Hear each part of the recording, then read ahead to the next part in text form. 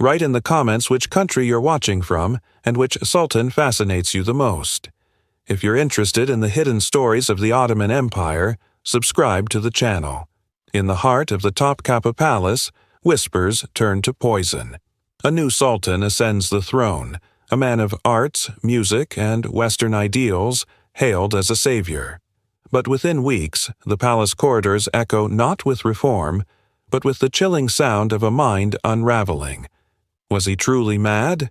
Or was he the victim of the most sophisticated coup in Ottoman history? This is the story of Murad V, the sultan who reigned for just 93 days before being locked away, his crown replaced by a diagnosis of insanity. In the gilded heart of the 19th century Ottoman Empire, within the labyrinthine walls of the Topkapı and later the Dolmabahçe Palace, a prince of unusual brilliance was born. This was Murad, son of Sultan Abdülmecid I, born in 1840 into a world teetering between ancient tradition and the encroaching modern age. From his earliest years, it was clear he was not cast from the same mold as his predecessors. While other princes were schooled primarily in the arts of war and Islamic theology, Murad possessed a voracious, restless intellect that reached far beyond the palace gates. He devoured knowledge with an artist's soul, becoming fluent in French, the language of European diplomacy and philosophy, a skill almost unheard of for an heir to the Ottoman throne. His true passion, however, was music. In the quiet solitude of his chambers, the haunting melodies of Chopin and Liszt filled the air, played with a skill that spoke of deep sensitivity. He even composed his own European-style waltzes, delicate and complex pieces that were a world away from the martial anthems of his empire. This was the Prince of Light, intelligent, cultured, a potential bridge between East and West. But for every ray of light, a shadow loomed. The Ottoman court was a place of suffocating protocol and lethal intrigue. The law of fratricide, though no longer practiced, had been replaced by the cafés, the cage, a system of gilded imprisonment for potential heirs to prevent rebellion. Murad grew up with the knowledge that his intelligence and popularity made him a threat. Every book he read, every conversation he held, was watched. He learned to wear a mask of conformity, his European sensibilities hidden beneath the veneer of an Ottoman prince. This duality became the core of his existence, a brilliant modern mind trapped within an ancient suspicious system. The pressure began to mount from an early age, a silent, grinding force on a psyche that was perhaps too delicate for the Iron Throne he was destined to inherit. As Prince Murad matured, his private world of European culture began to bleed into the dangerous realm of politics. He was more than just a dilettante who enjoyed Western music. He was a true believer in the power of its ideas. He saw the decay in his own empire, the crippling debt, the rigid bureaucracy, the resistance to change, and he looked to Europe for answers. He found them in the writings of Montesquieu, Rousseau, and Voltaire. He dreamed of an Ottoman Empire transformed, not by conquest, but by constitution. He envisioned a state where the Sultan's absolute power was limited by a parliament, where all citizens, Muslim and non-Muslim alike, were granted equal rights. This was a radical, almost seditious dream within the context of the Sublime Porte. Murad's intellectual curiosity led him to establish secret connections with the most progressive, and therefore most dangerous men of his time, the Young Ottomans. This secret society of writers, journalists, and dissident bureaucrats led by luminaries like Namık Kemal and Ziya Pasha advocated for a synthesis of Islamic identity and Western constitutionalism. To them, Murad was not just a prince, he was a messiah. He was their great hope, the enlightened ruler who understood their vision and had the legitimacy to make it a reality. They corresponded in secret, smuggling letters and books, nurturing a revolution of ideas. Murad became a Freemason, joining a lodge that provided a rare space where he could speak openly with like-minded reformers. This clandestine life, however, deepened the fracture in his soul. Publicly, he was the loyal nephew of the Sultan, performing his ceremonial duties. Privately, he was the intellectual center of a movement that sought to dismantle the very system that gave him his title. He was living a double life, caught between the dream of a modern, liberal empire and the brutal reality of the court, where a single misplaced word could lead to disgrace, imprisonment, or death. The weight of this secret alliance, the burden of being a symbol of hope for so many, began to take its toll. The throne Murad was destined for was occupied by his uncle, Sultan Abdülaziz, a man who embodied the paradoxes of the late Ottoman Empire. Abdülaziz had ascended the throne in 1861 with the promise of continuing the reforms of his predecessor. He was physically imposing, a former wrestler with a powerful presence, and he was the first Ottoman Sultan to travel to Western Europe, dazzling the courts of Paris and London. Yet this veneer of modernity concealed a deeply autocratic and increasingly erratic nature. As his reign progressed, any pretense of reform gave way to raw, absolute power. Abdülaziz's paranoia grew in proportion to his extravagance. He poured the empire's dwindling treasury into building opulent palaces like the Chirağan and Beylerbey, and into creating the third-largest navy in the world, a fleet of ironclads that served more as a symbol of prestige than a tool of practical power. This profligacy drove the empire into bankruptcy in 1875, leading to widespread unrest and foreign intervention. As the state crumbled, the Sultan retreated further into his own world, trusting no one. And his deepest suspicions fell upon his brilliant, popular, Western-leaning nephew, Murad. He saw Murad's intelligence not as an asset to the dynasty, but as a direct threat to his rule. He placed spies in Murad's household, monitoring his every move, intercepting his mail. The prince was effectively a prisoner in his own apartments, living under constant, suffocating surveillance. Abdülaziz would summon him for audiences only to subject him to long, rambling monologues or unnerving silences. The psychological pressure was immense. Murad, a man of letters and music, was trapped in a cage built by a tyrant's fear. The vibrant Prince of Light was being systematically dimmed by the shadow of his uncle's despotism, his natural anxiety stoked into a constant state of terror. The court was no longer just a place of intrigue. It had become a source of profound psychological torment. By the spring of 1876, the Ottoman Empire was at a breaking point. The treasury was empty, a violent uprising was raging in the Balkans, and the great powers of Europe were circling like vultures. Within the government, a powerful faction of ministers concluded that the source of the rot was the Sultan himself. They believed that to save the empire, Abdülaziz had to be removed. This was not a decision made lightly. Deposing a caliph sultan was a monumental, perilous act, one that could plunge the state into civil war. The conspiracy was led by a formidable trio: Midhat Pasha, the brilliant and ambitious Grand Vizier, the architect of the future constitution; Hüseyin Avni Pasha, the ruthless and decisive minister of war who controlled the army; and Muhterçim Rüştü Pasha, the senior statesman. They had the political will and the military might, but they lacked one crucial element: legitimacy. To avoid being seen as common usurpers, they needed a legitimate heir to sanction their actions and take the throne. Their choice was inevitable: Crown Prince Murad. They began to send secret emissaries to the prince, sounding him out, feeding his fears about his uncle's intentions. They whispered that Abdülaziz was planning to alter the line of succession to favor his own son, which would mean Murad's death. They presented the coup not as a grab for power, but as a patriotic duty to save the state, and as an act of self-preservation for Murad himself. For the prince, this was the ultimate nightmare. He was a thinker, not a plotter, a reformer, not a revolutionary. He was being asked to commit treason against his uncle, the head of his family and the padishah of the empire.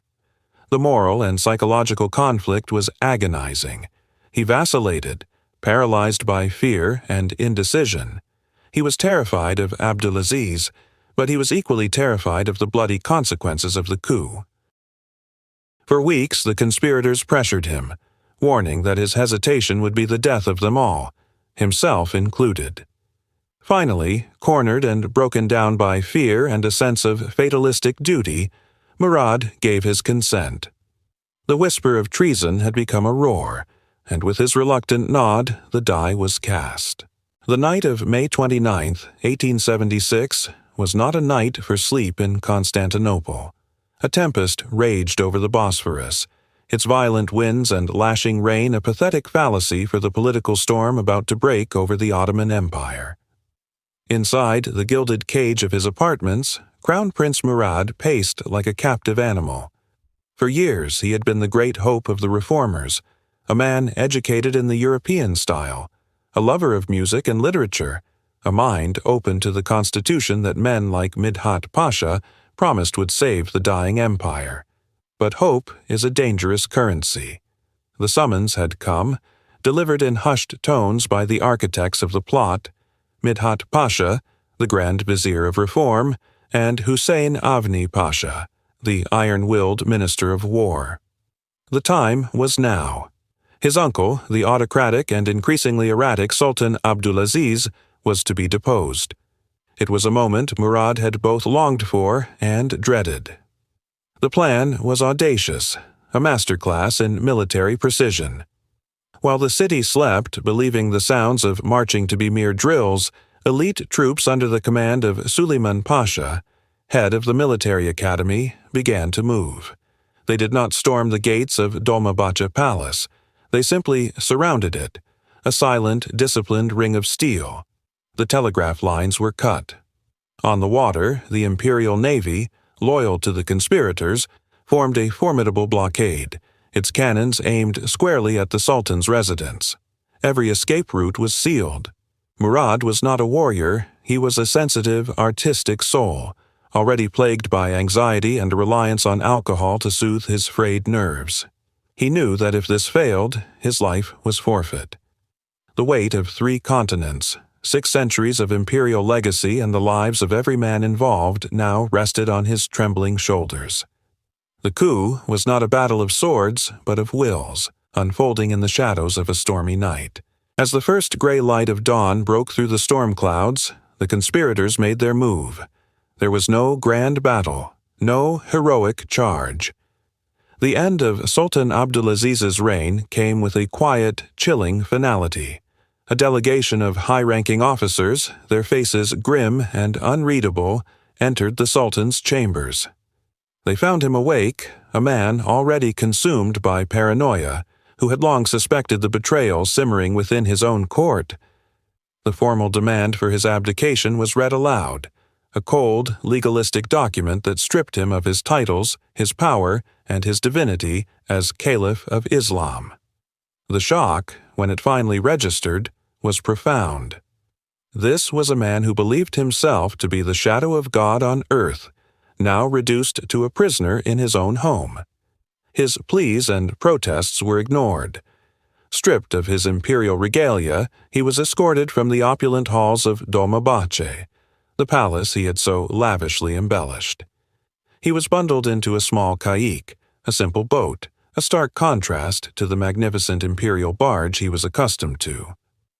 As he was rowed across the Bosphorus to the old Topkapı Palace, which was to be his prison, he could see the city he once ruled beginning to stir, oblivious to the seismic shift in power that had just occurred. The crown passed to Murad was not merely heavy, it was stained. Stained with the humiliation of his uncle, stained with the betrayal of family, and stained with the act of rebellion against a legitimate, if flawed, sovereign. This was not a clean transfer of power. It was a wound inflicted upon the very heart of the dynasty. And, just 4 days later, that stain would darken to a deep, indelible crimson when Abdülaziz was found dead in his chambers, his wrists slashed. The official verdict was suicide, but the whispers of assassination began almost immediately, whispers that would echo in Murad's mind and haunt the rest of his tormented days. The news of his accession to the throne should have been a moment of triumph for Murad. It was the culmination of everything he and the Young Ottomans had worked for. But the reality that crashed down upon him was not one of glory, but of paralyzing terror. The sheer weight of the event, the betrayal of his uncle, and the immense responsibility now thrust upon him proved too much for his fragile psyche. His pre-existing anxiety, long managed with literature and liquor, erupted into a full-blown psychological crisis. The coup had been executed with ruthless efficiency, but its success depended on secrecy and speed, leaving no time to prepare the new sultan for the emotional cataclysm. When the delegation, led by Midhat Pasha, arrived to formally offer him the throne, they did not find a triumphant leader. They found a man in the throes of a panic attack, incoherent and trembling uncontrollably. His mind, once a celebrated repository of European philosophy and Ottoman poetry, became a labyrinth of fear. He was plagued by visions of his uncle's ghost, convinced that assassins lurked behind every curtain. The whispers about Abdülaziz's death, whether suicide or murder, became a deafening roar in his head. Was he next? Was this crown a death sentence? His body betrayed him as his mind did. He suffered from violent shaking fits, nausea, and an inability to speak coherently. The pashas who had engineered his rise now watched in horror as their chosen vessel for reform began to shatter before their very eyes. They had sought a modern, enlightened monarch to be the face of their new constitutional era, but in their haste they had broken the very man they needed most. The unraveling was swift and catastrophic. The pressure of the crown had not revealed a king. It had exposed a deeply unwell man, utterly incapable of bearing its weight. The first day of a sultan's reign is meant to be a spectacle of absolute power and divine authority, culminating in the kulus, the accession ceremony. It is a day of pageantry, where the new ruler receives the allegiance of the empire's most powerful men. For Sultan Murad V, it was a public exhibition of his private hell. The ceremony was hastily arranged, the court desperate to project an image of stability and seamless transition. But the man at the center of it all was a ghost. He was dressed in the magnificent robes of his office, the jewels and silks a cruel mockery of his internal state of decay. Eyewitness accounts from that day are chilling.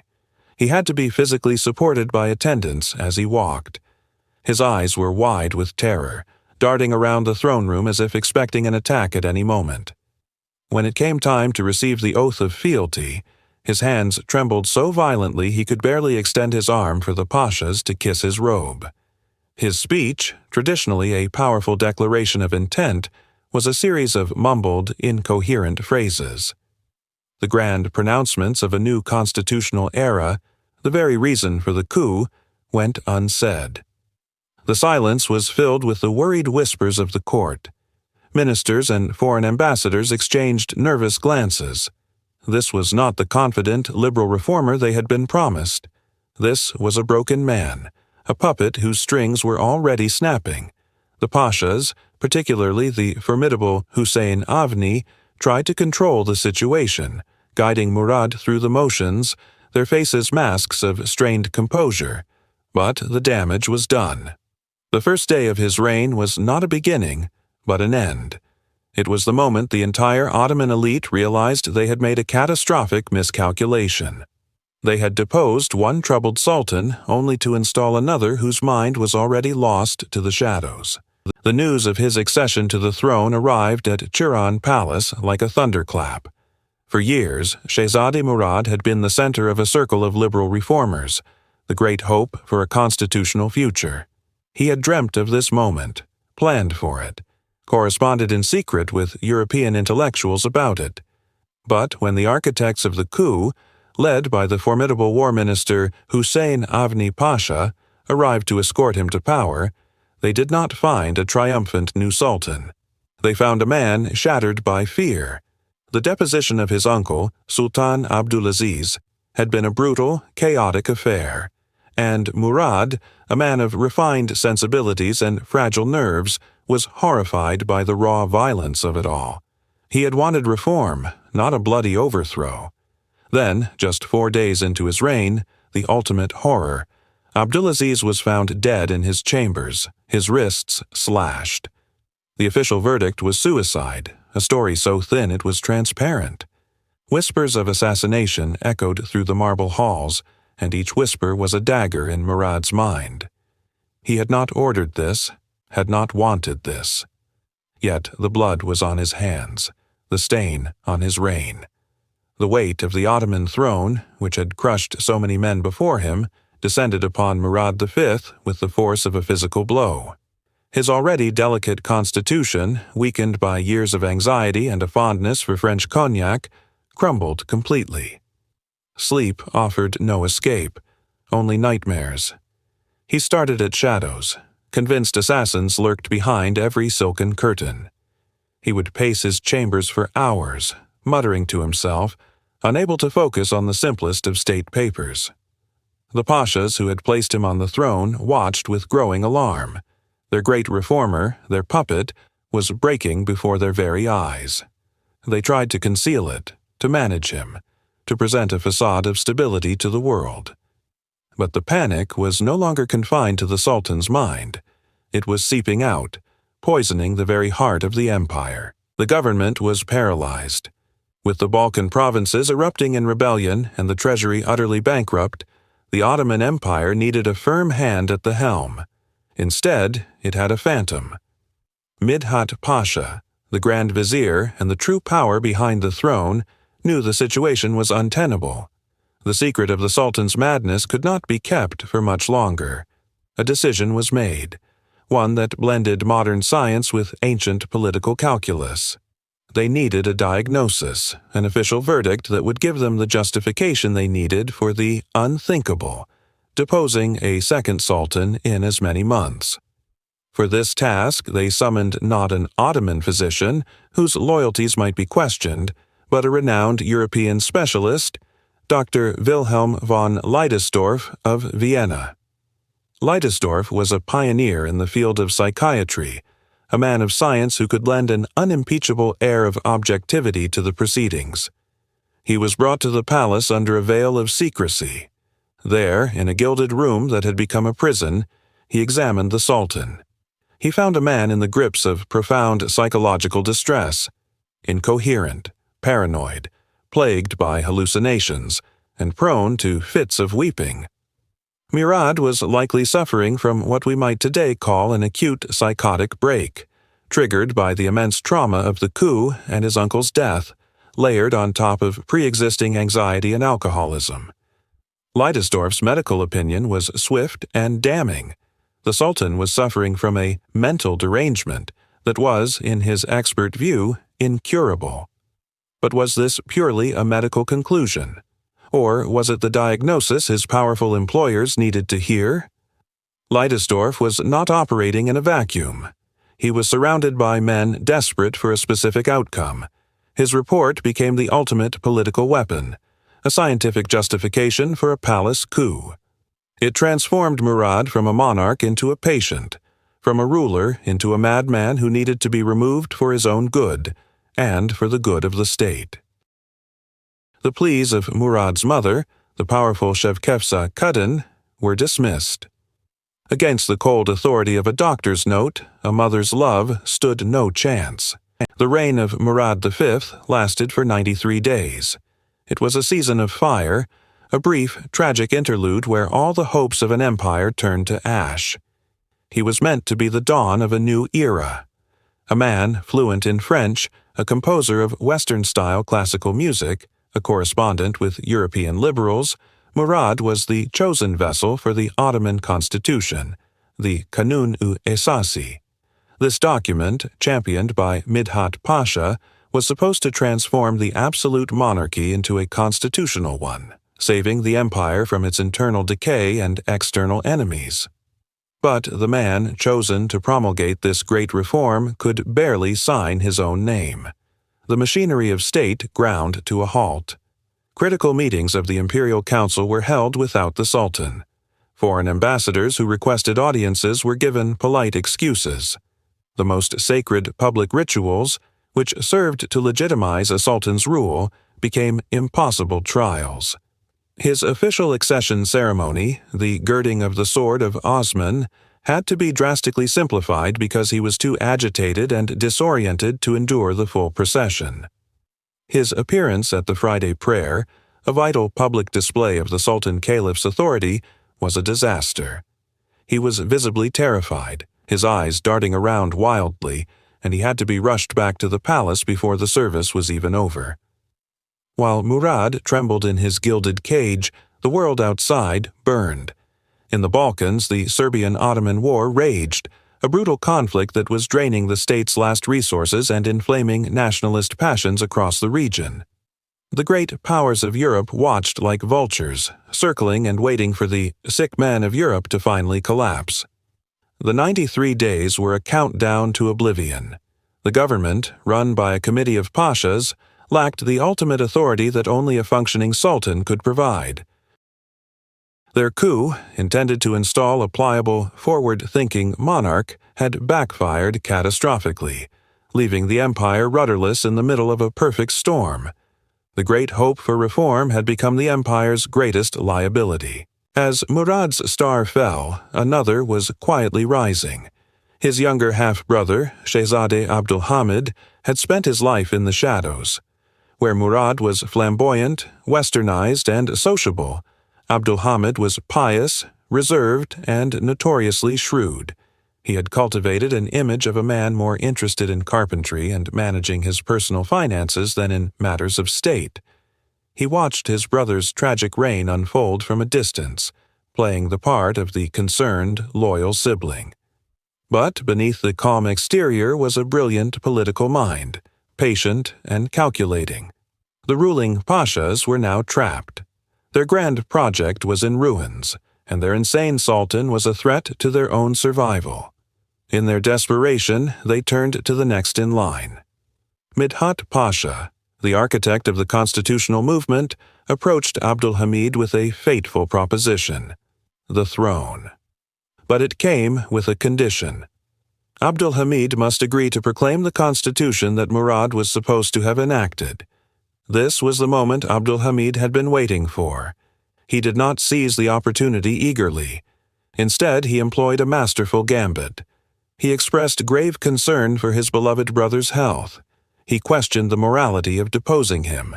He made Midhat Pasha plead, bargain, and sweat. In doing so, Abdülhamid established a crucial dynamic. He was not a puppet being installed, but a statesman negotiating the terms of his own accession. He agreed to the constitution, but he made it clear that he would be his own man. With Abdülhamid's consent secured, the final piece was moved into place. The Sheikhul Islam, the highest religious authority in the empire, issued a fatwa. Citing the medical reports and the Sultan's inability to perform his duties, the fatwa declared Murad V unfit to rule, granting the deposition a sacred seal of approval. On August 31, 1876, after just 93 days, Murad V was informed that his reign was over.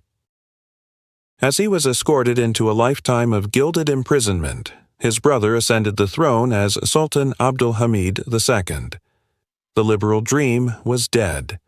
The era of the cunning sultan, the master of autocratic diplomacy, had just begun. The air in Constantinople during the final days of August 1876 was thick, not with summer heat, but with conspiracy. The great ministers of the Sublime Porte, Midhat Pasha, the father of the Constitution, the Minister of War, Redif Pasha, and the others, moved through the halls of power with a grim purpose. The Sultan they had placed on the throne, Murad V, was broken. His mind, once a beacon of liberal hope, was now a storm of paranoia and terror. The empire could not be led by a ghost. But a sultan, the caliph of all Muslims, could not simply be dismissed. His removal required a sanction of divine law, a fatwa. All eyes turned to the Sheikhul Islam, Hasan Hayrullah Effendi, the highest religious authority in the realm. The question put to him was a masterpiece of political maneuvering, carefully worded to elicit only one possible answer. If the commander of the faithful is afflicted with a mental derangement, it asked, and is thereby unable to attend to the affairs of the state, can he remain in office, or must he be deposed? The answer, according to centuries of Islamic jurisprudence, was clear, but to issue it against the reigning sovereign was an act of immense gravity. Before the ink could touch the paper, a final, desperate attempt was made to ascertain Murad's condition.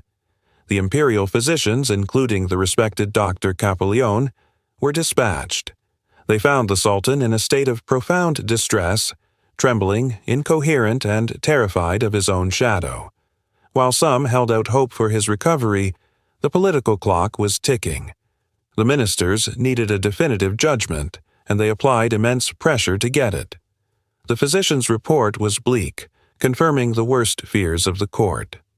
With this medical verdict in hand, the Shaykhul Islam had no choice. He took up his quill, and with a heavy heart, he penned the fatwa that sealed Murad's fate. The document declared that a sovereign whose mind was lost could not fulfill the sacred duties of the caliphate. It was not an act of treason, but a painful necessity for the survival of the state. The legal instrument for Murad's political execution was now complete. The reign of 93 days was over, not by the sword, but by a signature. Dawn, on August 31, 1876, broke over a silent Topkapı Palace. Inside, Sultan Murad V was oblivious, perhaps lost in a rare moment of peaceful slumber, unaware that his world was about to be irrevocably dismantled. The decision had been made in the dead of night.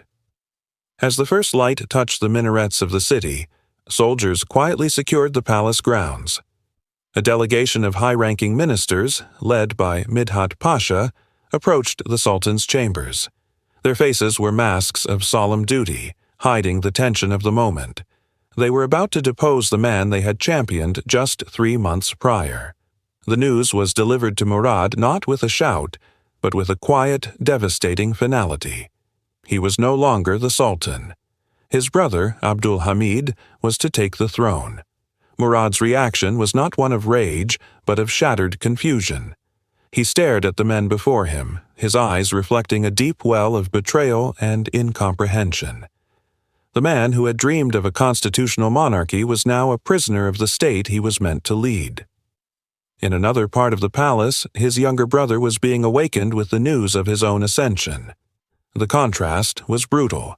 One brother stripped of everything, the other handed an empire. The transfer of power was swift and merciless. As Abdul Hamid II received the oath of allegiance from the Pashas, Murad was prepared for his journey into exile. He was escorted from his chambers, a phantom walking through the heart of his former power.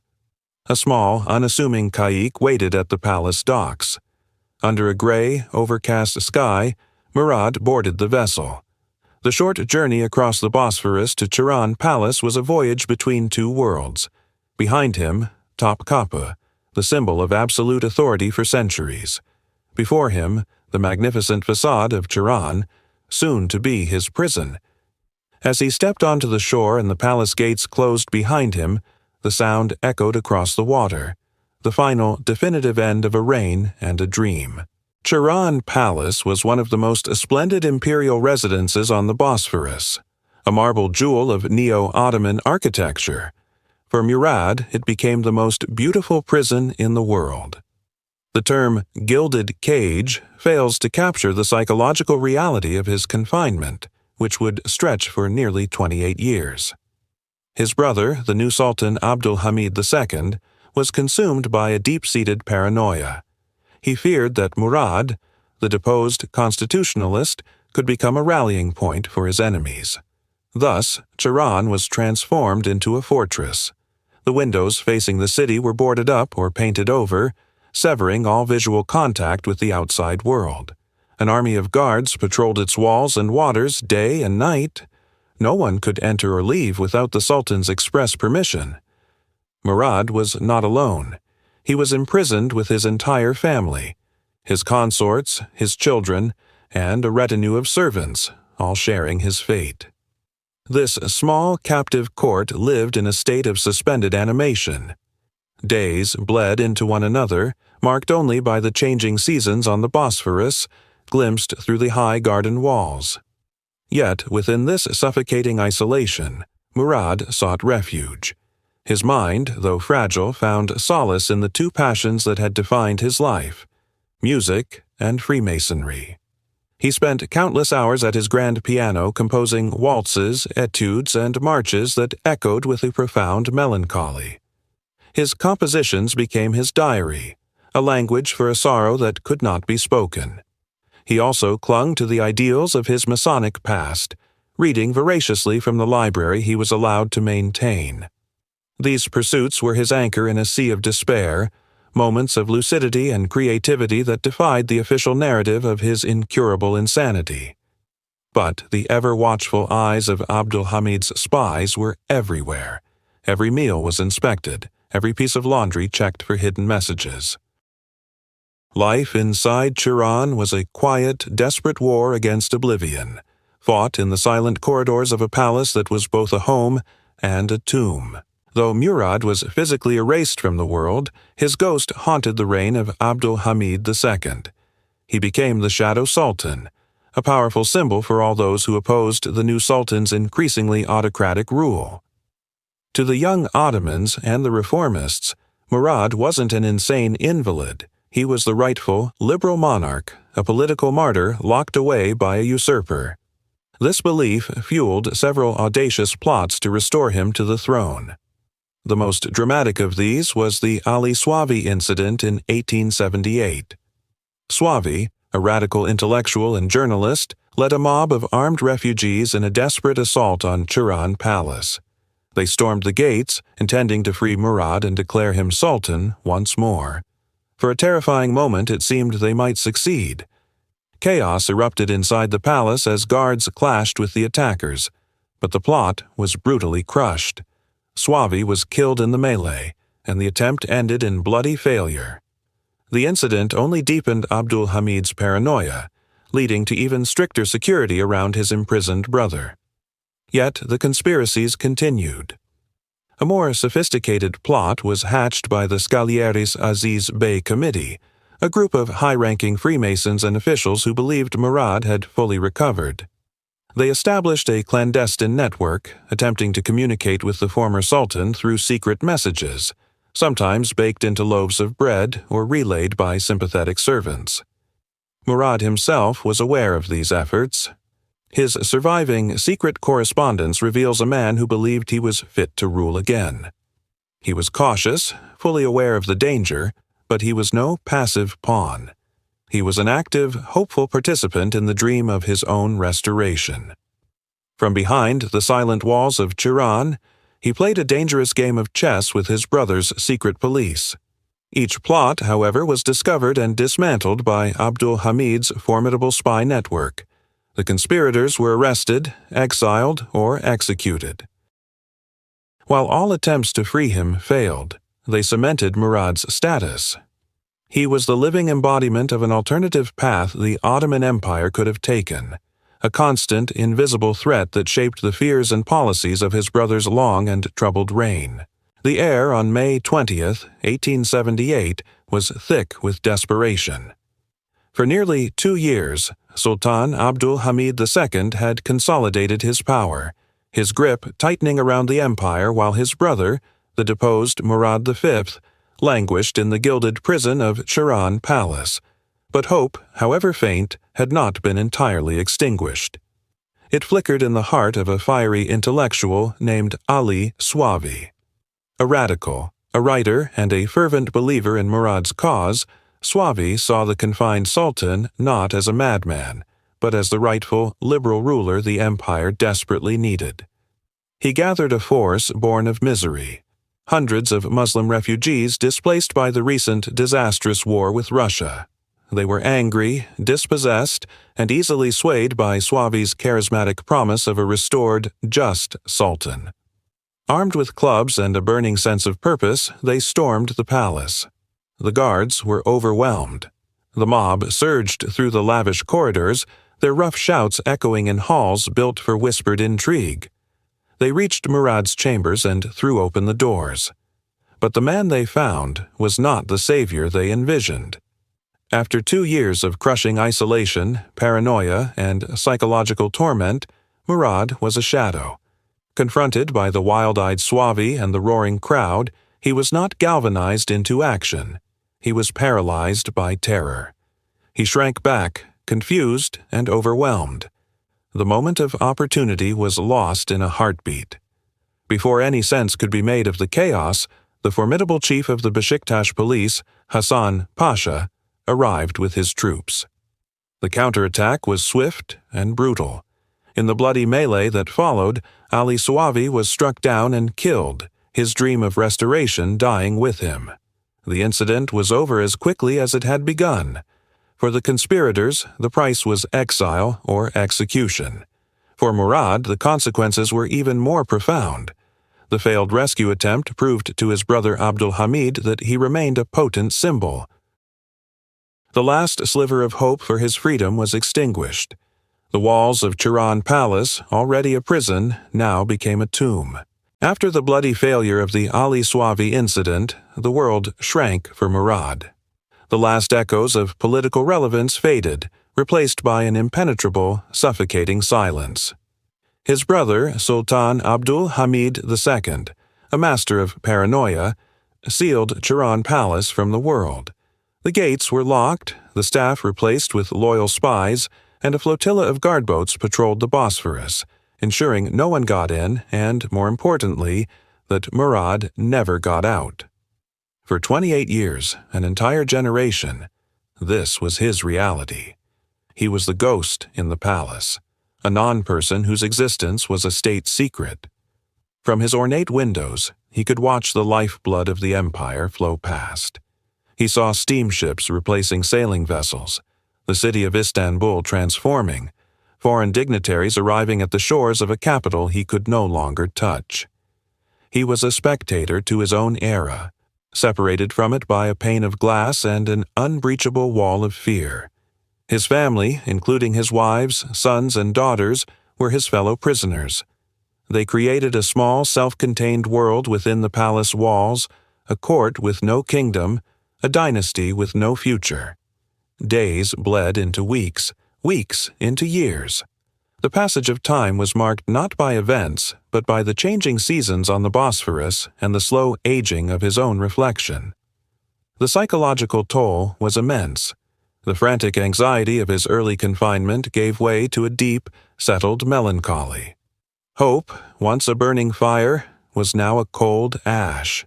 He was a living reminder to any would-be plotter of the price of dissent, his silent presence a more powerful deterrent than any execution. Abdülhamid had not just imprisoned his brother's body, he had successfully erased him from the living history of the Ottoman Empire, condemning him to a generation of profound, echoing silence. In the crushing silence of Turan, where the spoken word was monitored and every letter was censored, Murad V found a voice. It was not a voice of politics or power, but one of pure, unadulterated art. Trapped within the palace, the man declared mentally unfit to rule, nurtured a rich and complex inner world, expressed through the universal language of music. From his youth, Murad had been a gifted musician and composer, deeply influenced by the Western classical traditions he had studied. Now, in his long years of confinement, this passion became his salvation. An accomplished pianist, his compositions became his diary, his confidant, and his escape. The sound of his grand piano would often drift through the desolate halls, a hauntingly beautiful defiance of his circumstances. His music was a sophisticated fusion of styles. He composed polkas, waltzes, and marches with the technical skill of a European master, yet he infused them with the melancholic modes and intricate rhythms of his Ottoman heritage. This was not the simple pastime of a bored prisoner. It was the work of a serious artist. He poured his sorrow, his nostalgia for his brief reign, his love for his family, and his intellectual frustrations into his compositions. He organized a small harem orchestra, teaching his wives and concubines to play various instruments, and he would conduct them in performances of his own work. It was a surreal spectacle. a forgotten sultan leading a phantom orchestra in a palace prison, creating breathtaking art that almost no one outside its walls would ever hear. In a world that had stripped him of his title, his freedom, and his public identity, Murad the composer thrived. His music was the ultimate testament to his sanity and resilience, a profound melodic whisper from a man the world had tried so desperately to silence. On August 29, 1904, after 28 years of captivity, the music in Turan Palace finally fell silent. Murad V, the 33rd Sultan of the Ottoman Empire, died from complications of diabetes. He was 63 years old. His death was as quiet and controlled as his life had been. There was no state funeral, no grand procession through the streets of Istanbul. Sultan Abdülmecid II, the brother who had kept him imprisoned for a generation, did not attend the modest ceremony. The promise Abdülmecid had made upon his accession, that he would restore Murad to the throne should he ever recover his health, had long been revealed as a political lie. By all accounts, Murad's mental state had stabilized and even improved significantly over the decades. But a recovered Murad was far more dangerous to Abdülmecid's autocratic rule than an allegedly insane one. He was a living symbol of a liberal, constitutional alternative, and for that, his fate was sealed. Murad's legacy is one of the great what-ifs of Ottoman history. He was the shortest reigning sultan in the empire's history, a mere 93-day footnote between the extravagant Abdulaziz and the paranoid Abdülmecid II. Yet he represented the hopes of the Young Ottomans and the promise of the first constitutional era. He was a cultured, progressive, and Western-oriented prince, poised to guide the empire down a different path. Would his reign have saved the empire from its eventual collapse? It is impossible to know. What is certain is that his story is a profound tragedy. He was a man broken not by his own mind, but by the brutal mechanics of power, the fear of his own family, and the weight of an empire in decline. He is remembered not as the ruler he was, but for the enlightened monarch he might have been, his potential a ghostly echo, a broken promise lingering in the magnificent, lonely halls of Turan Palace.